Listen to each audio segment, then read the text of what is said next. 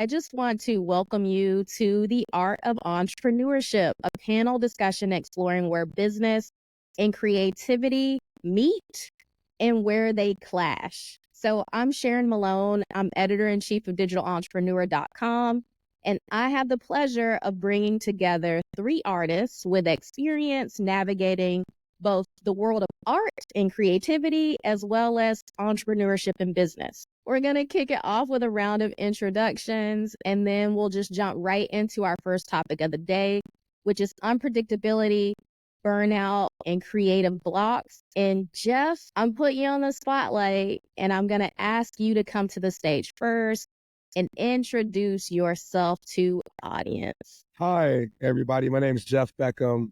I serve as CEO of Chicago Scholars here in the United States, Illinois area. Chicago Scholars is a college access nonprofit that helps low-income kids to get to college. I had the crazy idea to then start a startup out of our curriculum. I built a large language model, AI-based tool that helps kids discover different career pathways called Reach Pathways. I'm running both companies, and I have a really growing and thriving art business. I'm a painter. So I have a gallery in Atlanta, and one I'm reopening here soon in Chicago. So I kind of use both sides of my brains to do a lot of fun things. So for all the folks who introduced yourself as both, like there's a kindred spirit you will find in Jeff. Thank you for that glowing introduction, my good sir. Katie, can you step up to the mic? Hello. I'm Katie McBratney. I'm a partner and head of community at Renew Venture Capital, where we do two things. We really produce excess returns for investors, and we challenge limiting systems that are inefficient and ineffective and limit the outcomes. I am a former founder and operator. I've been a marketer for all of my career, so a storyteller at my core. My first medium as an artist has been and always will be writing, but I'm also a visual artist working primarily in mixed media, collage, and paint. Okay, Nato, it's time for you to tell us about yourself. So I'll bring you to the stage. Hi, so I'm Nato Thompson. I'm actually not an artist per se, though I am arty. I actually worked in the arts as a curator for 25 years in the nonprofit sector as a curator of a place called Creative Time, a curator of a place called Mass Merco, which is a Museum of Contemporary Art of Massachusetts. I've written a few books, and then I kind of turned my attention to being an entrepreneur not so long ago, starting an online art school called the Alternative Art School, as well as I've always had a side hustle called Dreaming in Public. I will say that I come to this in a very different way. Two things I'll say. One, I had a meltdown in undergrad where I didn't know what I was good at. And I realized the only thing I was good at was being friends with insane people, which apparently is the job was curator. So that's, I've just been friends with artists my whole life. The second part is I kind of come out of nonprofit sector, and I worked in public art, and I always worked with artists who make really wild things happen in public. And so when I started my kind of journey into entrepreneurship, it was only that I thought of money as one of the mediums by which we could make alternative structures happen. Rather than money being the point, it was just another material to make alternative realities come to life. And so perhaps that's a good or bad way to approach it, but it certainly is a different way than necessarily money being the only desired outcome of what we're building. No, I absolutely love that. And I think in the last couple of weeks, actually, I've had several conversations with artists who talk about how, like income, the revenue, like that stuff, like drives them to continue making art, to continue putting wild things in public, but like it is not just the primary underlying piece. And I think this is a really great way to start our conversation around the unpredictability, the burnout, and creative blocks, because I think just as businesses don't always take off, art doesn't always become or even need to be a way to make a living. I think you've each made very unique choices about your career and how you pursue creativity. And so, Nato, I'd love to start with you. You mentioned yourself as an arty person. So do you squeeze art into your day, right? Or is it kind of built into your daily being? Well, when I go to bed at night, I dream of navigating tons of people. My whole life, I've dealt with people. And so, I run this art school, the Alternative Art School, and it's lots of folks. And so I deal with art all the time, and I deal with artists. And so I really enjoy that. That said, I also start the day, I always try to do something proactive and creative before I deal with email, which totally emotionally derails me. And so I tend to write. I also write books, and I try to find some space for whether it's strategic thinking or magical thinking, stuff that keeps my heart in place, starts my day. And then I get into, so after that, I kind of grind away at just like the burn and churn of like keeping the business going. Oh my gosh, that's so relatable. Katie, what about you? Again, like starting with writing as the medium, like I know you're working on like a new art kind of collection in pursuit of it, but is creativity and art something you squeeze into your day, or is it something that you're able to prioritize? For me, it depends. That's the big answer. I try to include art in part of my day regardless. And sometimes that means more of a consuming and appreciating art. And I have to push back on the productivity culture, right? That's around us, that alone can be a valid and enriching and valuable form of my art practice, is actually enjoying and appreciating others' art. And so sometimes that's music, sometimes it's film, sometimes it's street art or whatever, right? Sometimes it's TikTok. But being mindful, right? Being mindful that that's what I'm doing is I'm appreciating, I'm seeing, I'm experiencing instead of trying to consume for consumption's sake. Mm-hmm. Sometimes it is me squeezing it in to make art. And there are a couple different practices that I have to do that. I alternate between going on spurts and cycles and seasons where I will do morning pages, which is from Julia Cameron's The Artist's Way, where first thing in the morning, or as close to first thing as you have when you have a small child in your house, you do 3 pages of handwritten writing about literally anything and everything. Mm-hmm. Not to edit, not necessarily for a specific project. But I find that in doing that, I can better navigate what you talked about. In the idea of we're moving into email and some of this emotionally and creatively less fulfilling work, that is just comes with any role. And I can at least tap into my creativity there to tee off my day. Yeah. If I don't have time for that, it's after everyone's in bed. And even if it's just doodling for a few minutes to clear my mind and center on my creativity. But I have to do something creative every day, otherwise feel different in my soul. It's almost like if you haven't moved your body and you sat in a chair for a very long time, your body feels it. And that's how I feel creatively if I don't do some. Amazing. Well, I asked Nato and Katie first for a reason, Sure. and it's because Jeff having a commercial art practice in particular, it's like I feel like there's a default answer here of like you have to prioritize creativity in your day. But is that true? Am I making big, scary assumptions here? Or like, do you sometimes feel like you have to squeeze it in? So I feel like for a personal health and wellness standpoint, from that perspective, I make myself squeeze it in. I think Katie spoke to it. It feels like sitting all day. And when you first get up, it's stiff if you don't. Art actually helps me drive decision-making and leadership in the other areas of my work too. Creative thinking is wrapped around what I do, not just for the nonprofit, but obviously running a startup in the AI space and the gaming space requires a lot of creative insight and ability. And so if I'm not finding a way to bring creativity into my world, I feel disjointed.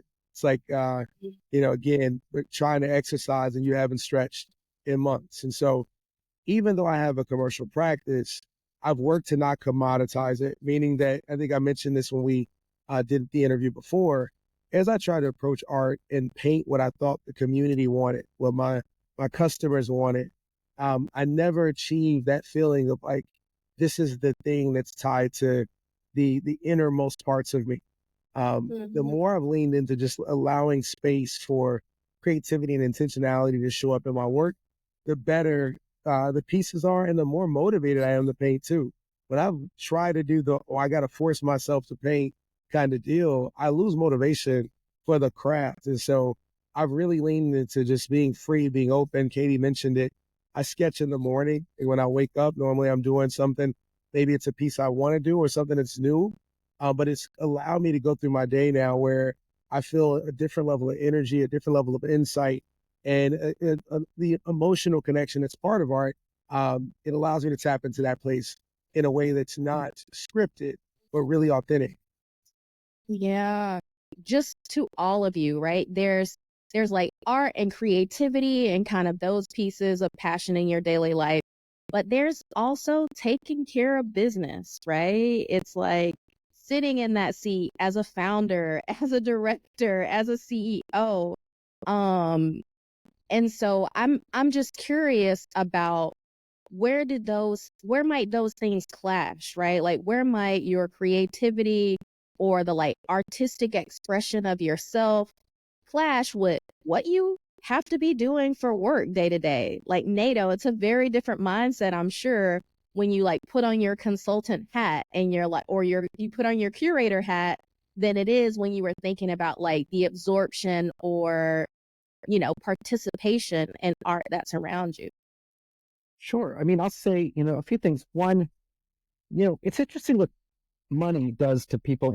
So I deal with artists a lot. And the crazy thing is a lot of the artists that came through our school, the alternative art school, are artists in their 30s and 40s, working artists, heavily female. Art schools are almost 85% female. Mhm. And a lot of them get jobs and work in other fields and then find art always fueled them in the crux of life, if you will, to speak.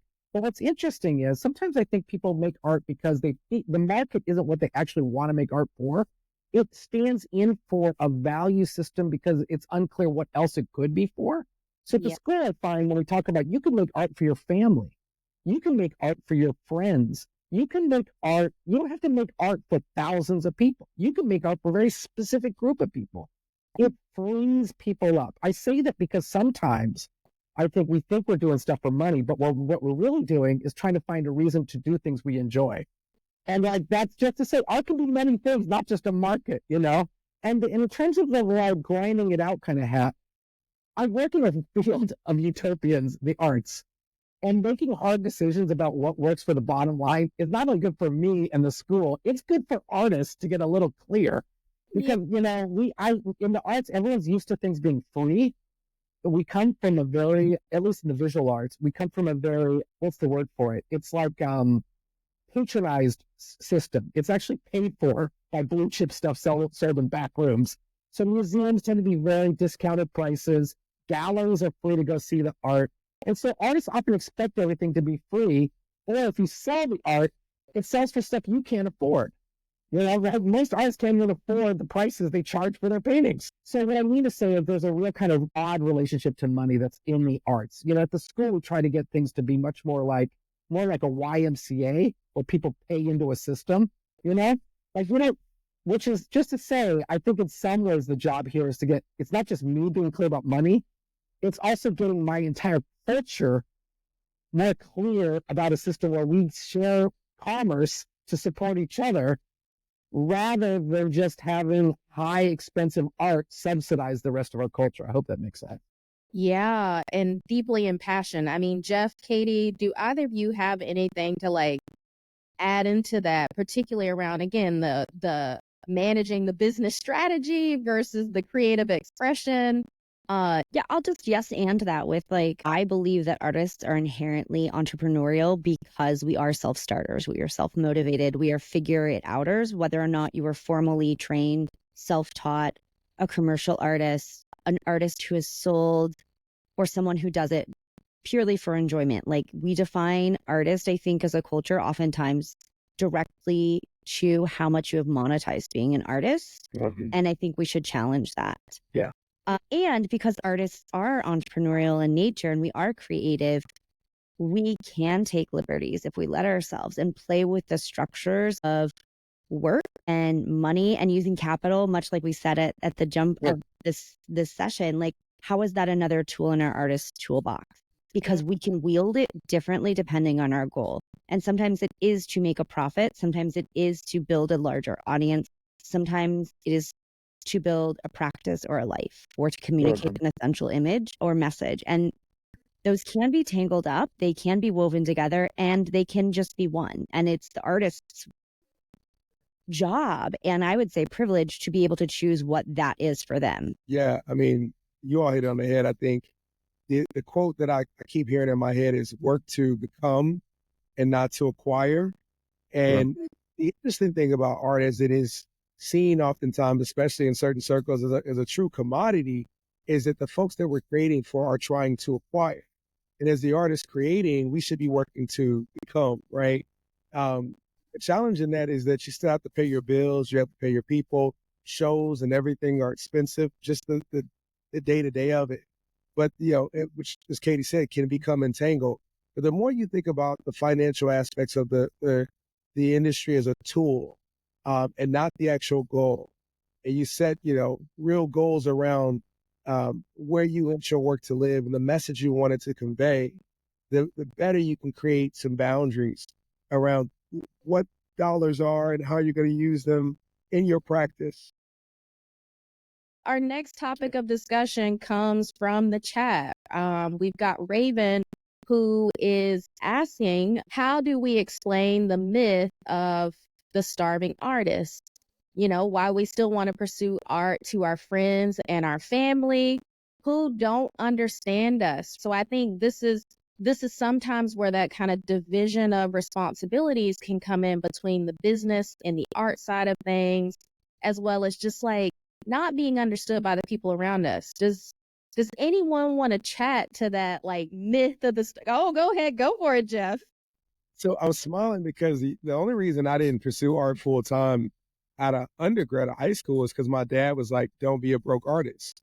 And son, you're great at coding. You're an engineer. I'm an engineer, which is why I pursued engineering. But similar to Nato, like I hated anything to do with undergrad engineering. I was that lost college student where all I wanted to do was create. And the more I got closer to creating, whether it was using tech or artistic medium or writing, the better I felt inside. And so, this idea of the starving artist, I think in today's environment and today's economy, you're only starving if you choose to be. Because if you think about the work you're creating in the world we live in now, there are numerous ways to take the art forms you're building, and you got to have a market, right? You have to establish a market, and that does come with like true business tactics, right? Being out, using social media, using your website, using web tools and video, but the oyster is there for you to get and crack if you do apply certain strategies, right? And so I'm heavily into social media marketing. I did it for a long time. I understand inbound and content marketing, but these are things you can study. You can study, a lot of it's on YouTube. It'll describe how to use certain tools like ChatGPT to build a brand for yourself as an artist. And if you get to a point where that gets too much and it starts to override your creative opportunity and time, find a team, build a team around you, get people who can do that for you, because those are the things that have honestly led to me building and growing my art brand. My art business pays me more than my other two salaries. So it is an opportunity, and I've only been painting 4 years. Right? So, using the things and the tools that are out there that has opened the world up a lot differently than it was in the 70s when my dad was an artist. And the only way you made money was show after show, festival after festival, and trying to get on to some gallerist or curator back in the day. I'm seeing so many folks like really just resonate with the words or that experience of like not pursuing the artist path because it wasn't the viable path in our family's eyes, friends' eyes, or maybe even in yourself to make a living. I want to dive just a little bit deeper in the same vein for our next topic, right? The true face of failure. And it no doubt sucks to fail, but like in my opinion, I think it sucks even worse to never have tried. So I want to just put each of you on the spot to tell us about a creative or a business venture that you pursued but didn't work out. How long did you try before you let it go? I think that is deep. So think about that. How long did you try before you let it go? And then what did it look like to accept that experience as a learning opportunity and move on? Katie, would you do us the honor to kick it off? Sure. You know me. I'm never ashamed to share my failures because I think there's lessons in them. At least I've learned a lot from all of my failures. Thinking about this, I really appreciate the time question is how long did you try? Because for me, my biggest creative failures and creative entrepreneurial failures have come from not trying enough. And I'll add on to that for context, I feel like I'm a very good leader and I'm a terrible self-manager when it comes to my art and self-promotion, which might sound counterintuitive given I'm a brand marketer and I've helped people tell their stories, whether as filmmakers at my time at Seed and Spark to, what I do now with founders. But it's very much a case of the cobbler's children have no shoes and I'm the cobbler and the shoeless child. So for me, it's not prioritizing or actually building my practice to be strong enough to sustain amid my other priorities. I am regularly guilty of letting quote unquote my work get in way of my work. And that's a pattern of failure that it took me into my 40s to realize the call is coming from inside the house. The problem is me. And that's harder to work on. I can absolutely do what Jeff has talked about and do the social media, but I'm not doing it. Right. And that takes some real accountability and ownership. And so what I've learned from that is that I have to push through that comfort zone of being able to deprioritize it, that I have to work that muscle, do the reps, even if it feels a little painful at times, and play with that. What's the format? What's the cadence that I can make it a sustainable practice for myself to have my work out there and not just on my to-do list. So that's been a failure, I think, for someone who isn't pursuing art as a full-time revenue standpoint, but prioritizes it daily in how I live my life. Sure. Well, two things I'll say. Certainly, I think the word failure is very important to artists in this way. I think life's totally unfair. And I think just because you don't make money doesn't mean you didn't fail. That doesn't mean you failed. I think a lot of art, to work with artists, I think, how can you say you're an artist at a dinner table and feel good, even if you're not rich or famous? Right? Which is to say, you can make all kinds of awesome art that no one buys, and it's still just as awesome. And you can write a book that no one reads. If you ever read New York Times bestsellers, they're trash. They just sell a lot of books. Like, what I mean is, so just because you made a lot of money doesn't necessarily mean you're a genius. It just means lots of people read your stuff. And so I actually feel like these arbiters of society that tell you you succeed or failure, being able to feel confident setting your own North Star artistically is something you can't do alone, but you can with an artist community. That's part one. In terms of my own failures, I started an NFT art company. Yeah, why don't you guys all roll the dice on how that went? I've had failures, and they hurt. I also worked on trying to build a contemporary art museum in Philadelphia for 3 years. That didn't work out. And plus I work on art projects. Ultimately you can describe almost all of them as failures, but that said, for me, the dream is about pushing radical dreams in the world and still being able to, at the end of the day, stand up and feel good about yourself and build communities that build dreams that are run contrary to what normal people think. To me, that's what art is. It's a bigger calling than just like followers on Instagram and cash. So that said, we're not talking about business, so I still got to pay the bills. But, I do think understanding your own values is important when we talk about failure too. Yeah, thank you, Nato. Seriously. Oh, okay, Jeff, put us at the seat of your lesson table. And so where do I begin? Katie, I'm never ashamed of telling the stories of how I bumped my head numerous times. But I'll go back to Black Box Creative. I had a startup integrated marketing and communications company in 2007 and ran it for 10 years. So you talk about an extended period of hitting your head over and over again. And the challenges were really similar over, capitalizing the business, trying to grow past me being really self-employed to running a company. I kept running into the same challenges and scalability, going against larger companies who had bigger budgets, when it was going up for the same clients and proposals. And finally, the last year, I sat down with a mentor and he was like, so what is your goal? And I told him the goal of the business, wanting to grow and really focus on urban markets and providing under-resourced communities with quality enterprise level design. And he said, well, in order to do that, Jeff, you're going to end up paying yourself almost a minimum wage. If you look at the amount of time you're going to invest versus what the businesses you're going after actually have to pay you. Is that what you want to do? And it was tough. That was tough because no one had broke down the numbers, right? Like I had this vision, this passion. When I looked at the numbers and the amount of hours I was engaging with companies and doing design work and what I was paying, my people to get what we were getting back in terms of revenue, it didn't make a lot of sense. Set the company down, sold what was the last of the book in 2018. And there's still so many lessons from that. But I think the one thing that I had, and in the end, was I should have asked for help sooner. Like, don't be afraid of asking someone, opening up what you have, showing people so that you can get real insight and some consulting around what you're trying to do. Because if I would have done that 5, 6 years ago, who knows? I mean, all things happen for a reason. I ended up where I was supposed to, I think, long term. But I think back to, I knew my mentor for years. And it was somewhat pride and, somewhat hubris that I can figure this out that I didn't want to ask. But I'm glad I did. And he really helped me see that what I was doing wasn't sustainable. Yeah, Jeff, Katie, Nato, thank you for that. The chat is just putting you all on the spot.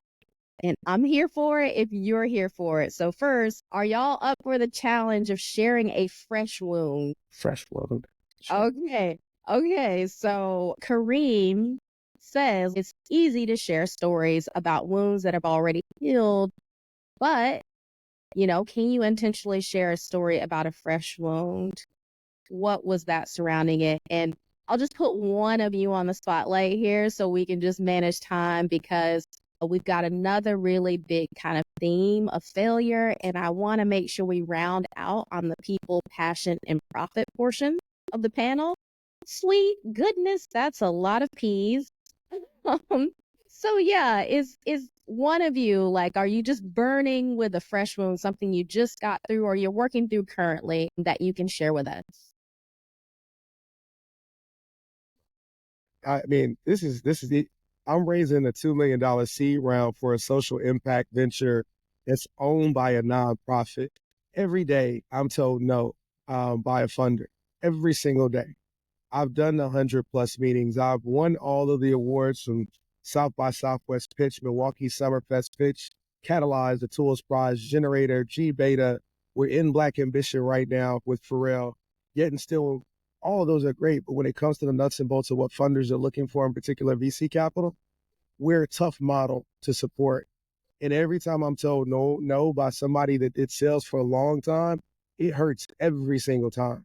Just recently, last week, we knew we had this. We just, you got it in the bag. You've done the presentation. You get the head nods and the smiles. You had the trial close go well. Went through all the diligence to get to, we can't do your model because you're an L3C and not a, C Corp out of Delaware. Well, we could have done that in the very front end of the very first question. And so it still hurts. And those wounds are fresh every single time. But you find a way to keep going. And, out of, like I said, the 100 no's, all I need is 1 or 2 good yeses, and we'll make it happen.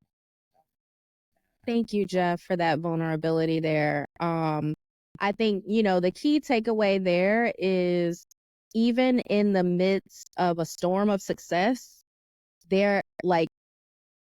failure hurts, rejection hurts. I think that's something that we all can agree on, whether you're an artist, an entrepreneur, or both. Like, human being in the midst of doing so much and not having that, still having that lead to dissatisfaction, that is a real wound that we all experience. And I think this really leads me into a particular facet of what can feel like failure, kind of creative blocks, or that feeling of guilt or overwhelm. You're either not doing enough or you're doing too much. There's just so much wrapped in and around there. And Katie, I want to start with you here, because I love just how you sat at the center of so many communities, past and present. And so the conversations about the overextension, the guilt tripping, the feeling blocked and stagnated, whether creatively or in business, I feel like this is probably something you hear a lot about. And so, yeah, I just want to ask you about moving through that? How have you seen people move through it? Or is there anything you can share for yourself of how you move past those blocks or that guilt or that feeling of overwhelm that like inevitably comes up? Yeah, I so appreciate this question. And as a community builder, kind of by practice and by trade, it's something that I've seen increasingly in the past couple of years even, right? Like the pandemic brought some things to light for a lot of folks and also just brought light to what some other people were already actively and vocally facing, right? We live in an always on, always more growth at all costs culture, and comes with some real human effects for better and for worse. And so the dialogue around burnout, overwhelm, guilt, exhaustion, like fatigue, creative fatigue, right? Decision fatigue is really real. And at first I was really kind of depressed to hear it brought up so much in different communities that I was like, oh man, even they're suffering it. Oh man, I was hoping that like, at least hopefully they'd be spared. But there's something beautiful in the fact that we're naming it collectively and individually. And to piggyback on what Jeff said, it's about naming it and asking for help and not suffering in silence. And to me, that's been the way out and through. And that's going to look different for everyone else. But you have to have grace for yourself before you can ask for it from other people, right? And we live in the era of social media perfect still. We see everybody's candid lives that are almost always curated to some degree or another. And we never know what's actually happening, the realities, what they might be struggling with, what they might be needing help with. And so I think that helps extend empathy, not just towards other, but to ourselves, that when we're faced with a block, we don't have to go it alone. Nobody needs to come in and swoop and save us necessarily. But if speaking about it or sharing it with somebody or asking for help, even on a small task, can lighten your load just like that, even just a little bit. Like if you feel like something's weighing on you 900 pounds and it could be 842, that's still less. And I think that's been the through line that I've seen as we're trying to figure out what life and fulfillment are and how they look like for all of us in this like rapidly changing, fairly uncertain time that we're in. Katie, thank you. Nato, do you have anything to add here in terms of, again, navigating the guilt, creative blocks, overwhelm? Like I imagine you see so much in your kind of art curation, art consulting. Right now it's like, I kind of think it's so funny because I like everybody, you got many hats, right? But I was just thinking about it. I got out of one business venture that like was pretty, the word toxic is thrown out a lot, but like certainly I got out of one that didn't have a lot of good energy around it. And I dropped it and I was really able to focus on the one that was my school right now that's working really well. And that clarity of the emotional space was really useful to think about. It's nice when you see solutions.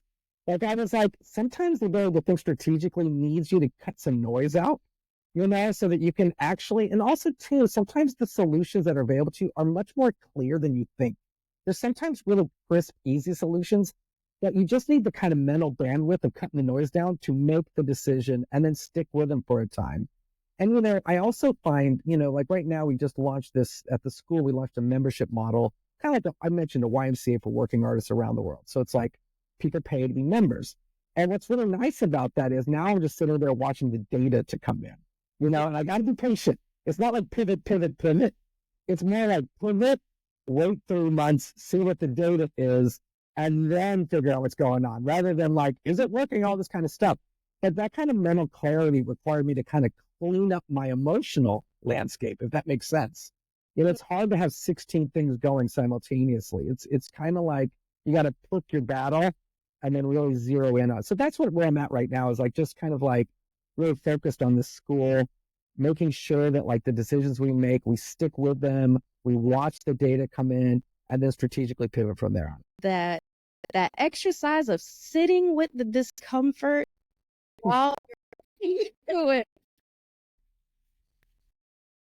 Jeff, anything to add in this way, particularly around, I don't know, creative blocks or how your work is perceived or any of those like big feelings. You got anything for our audience?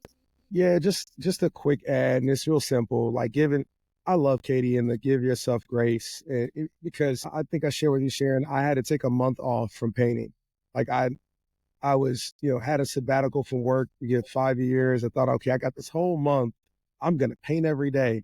I didn't touch a brush or a canvas the entire month, and it was because I just needed to detach. And I think sometimes it's giving yourself the grace, the break that's necessary, whatever your mindfulness practice is, whether it's meditation or exercise, whatever it is, finding one and leaning into that, because that's exactly what I needed to unlock the creative next door, for me, the next step, right? And so, yeah, just adding in all of this, because it's just so much between Nato and Kid. They said some amazing things, and I hope those of you listening are taking notes or will watch this later. But that grace component, and then just being honest about when you need a break, taking it. Yeah. Oh, wait, another thing I'd add too, just to say, the good thing with art, I always tell this people, art's a lot like karma. You get as much as you put in. Like, rather than, sometimes artists can be very narcissistic. My art, me, me, me. But actually, the cool thing about artists is that all over the world. And like, it's a great way to make friends. And so I always think make friends with artists around the world. It's a great way to live a life. It's a great way to get support and also think in new things.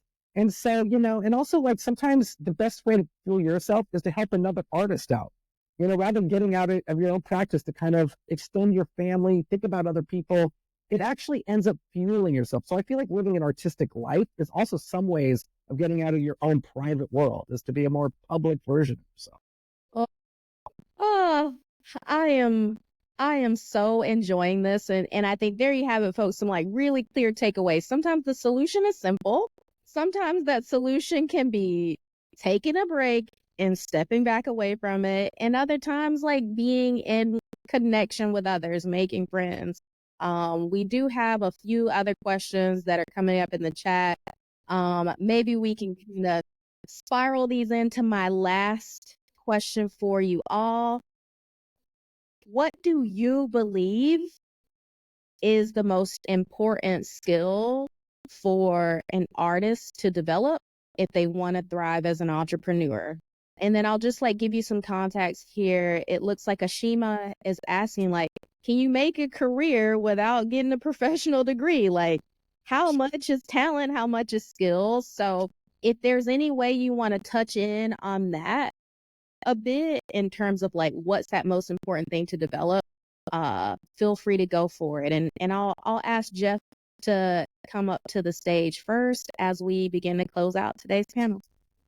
Yeah, I think the one skill, and it's funny because I just went through like my old Gallup Strength Finder with our strengths coach, that stands out, and I have it, and no one else on my entire staff of 75 have it. It's self-assurance, that to boldly go where no one else has gone before. And I think whether you're an artist or an entrepreneur, a founder, it's literally trying to create and bring something to the world that's never been here before.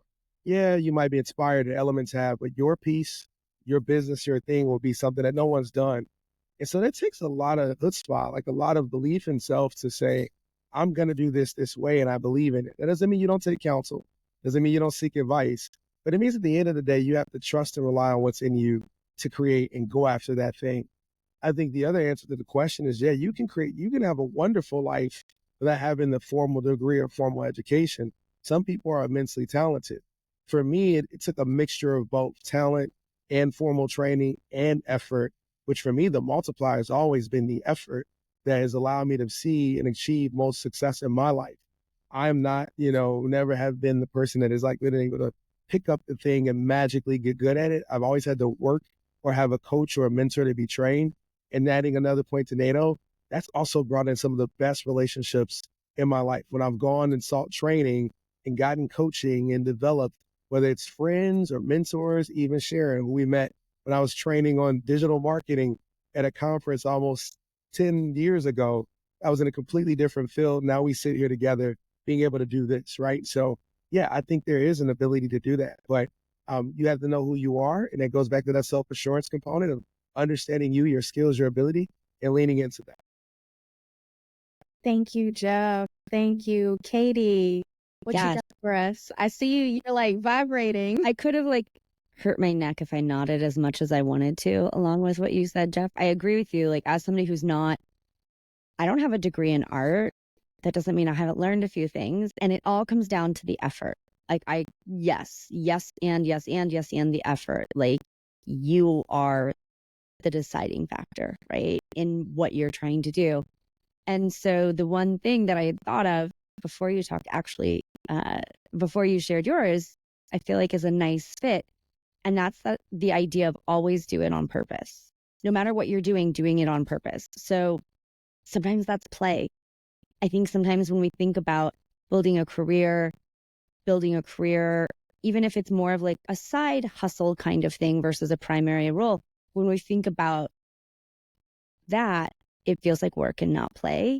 And though the creative practice can feel like I've got to go practice a skill, or I've got to do figure drawing, or everybody's working on, or like the different apps, I need to go learn it. Sometimes the purpose can be play. Sometimes the purpose is to learn who your market is. Sometimes the purpose is to put yourself out there and see what happens, but always do it on purpose. And it requires you to put in the effort and figure out what your purpose is at that point in time. And that's valid. You're in charge. You're your boss when you're an artist for the most part, right? Like, yes, obviously I know that that's a simplification, but like, embrace that. Check in with your boss, see what the objective is, and then go do the work. I love that, Katie. Thank you. Nato, you have the most amazing smile. Please, please, please close us out for the day and let us know what do you want to impart? I love your energy. It's really good to meet here. Thank you, Sharon. I will say, I always have a saying, which is it's easier to get somewhere if you know where you're going. And a lot of artists, let's just admit it, a lot of artists make art to escape from the world. And so they don't want to bog down with the pain in the butt it is to get through the world. So somehow the kind of entrepreneur and art, they really sometimes are at odds with each other. And so I'm always like, you don't need to make money with the art. If you just want to escape, just escape. But if you want to make money with art, you kind of got to deal with the world. You should probably deal with the world anyways. There are many art worlds out there. There are many ways you can be an artist. But the only way you're going to navigate it is getting a map to what those are. So getting a sense of different commercial galleries, that's the way you want to go. Get a sense of the international scene. There's also ways that visual culture translates in the internet that are new kinds of art worlds that never even existed before. But you have to spend the time to get to know it. You can't just hide in your studio and hope it all works out. I appreciate that's what you want to do. It doesn't tend to work out that way. And the other way to succeed, you can't have any control over it. The most famous artists literally are OCD people, and that's all they do with their entire lives. They have miserable relationships. It's all they do, and you can't choose to be that person. That's just who you are. And I don't wish it on anyone, honestly. It's not a good life. But like those kind of people, they don't take career advice. They just make art all day long, 24/7, and they eat and drink it. And you're not in this Zoom right now because you're making art. Otherwise, if you're a normal person, you got to kind of do the rest of work. Just like Jeff said, you got to work at it every day. You got to grind it out. You got to take it seriously, get to know people. If part of it is some work, you get it. But it's a good life. It's a good life. Oh my goodness. Everyone, this has been the art of entrepreneurship. And I just want to thank you, Nato, Katie, Jeff, for being here, for having this like really real discussion with our audience, and for everybody in the audience who teed up questions, who's like just surrounding each other with suggestions and experience and stories. Thank you for being here too. We'll be following up with an email to all participants so that you have the contact information for these wonderful, wonderful guests that have been here today, as well as how to keep in touch with all things digital entrepreneur. But yeah, peace, everybody. This has been amazing.